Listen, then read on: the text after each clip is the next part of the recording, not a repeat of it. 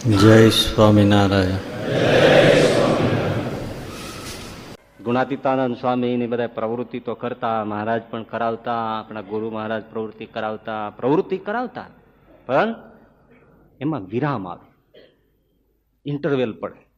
ગુણાતીતાનંદ સ્વામી તો એવી રીતે પ્રવૃત્તિ કરાવતા, ગાયો ભેંસો જુનાગઢ મંદિરમાં 100-150 ગાયો ભેંસોનું રહેતું પશુધન.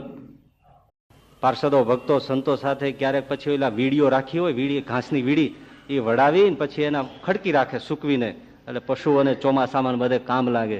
એ વઢાવવા માટે ગુણાતીતાનંદ સ્વામી બધા સંતો હારે જતા. પણ આમ દાંતડા લઈને બધા બેસે અને ગુણાતીતાનંદ સ્વામી હોય એ વાતું કરતા. પણ એમ કરતા કરતા અમુક વઢાઈ રહ્યા એટલે સ્વામી તાળી વગાડે. એક જણો બાજુમાં હોય એ તાળી વગાડે એટલે બધા દાંતડા મૂકી દે અને આમ ફરી જાય અને સ્વામી વાતો કરે, વચનામૃત વંચા વાતો કરે. પછી ફરીથી સ્વામી જે બોલાવે વળી પાછું વાઢવાનું ચાલ. એ બધા સમજતા હતા કે અતિ પ્રવૃત્તિમાં ક્યારેય ભગવાન ભજાય.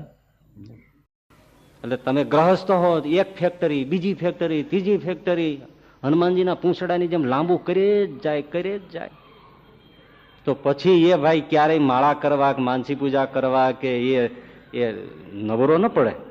પછી આપણે કહીએ ને તો કે શું કરીએ સ્વામીજી, વ્યવહાર છે, હવે અમે નહીં કરી તો કોણ કરશે, અમારે તમારી જેવું થોડું છે, બાવા થઈ ગયા એટલે તમે બધા બોલી શકો.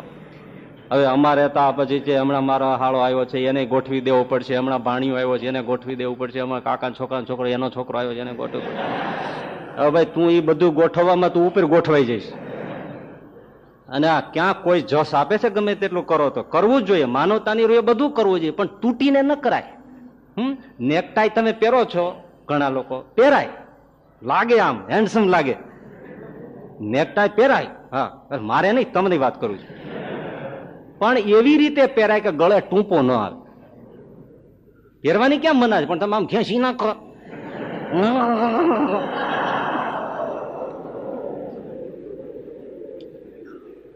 એ માથાકૂટ ને. અતિ પ્રવૃત્તિ છોડવી પડે, બાંધે મર્યાદા.